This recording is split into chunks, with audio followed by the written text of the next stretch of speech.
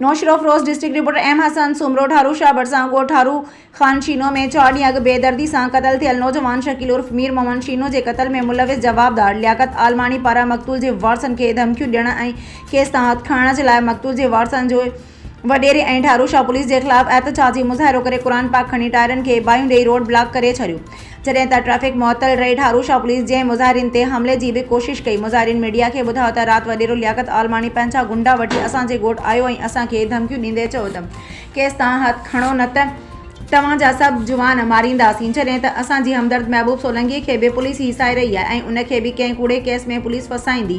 जॾहिं त असांजा हमदर्द गैर महफ़ूज़ आहिनि। हिननि चयो त पुलिस जेका आलमाननि खे गिरफ़्तार करे आई हुई उन्हनि खां गरी रिश्वत वठी खेनि आज़ादु कयो वियो आहे।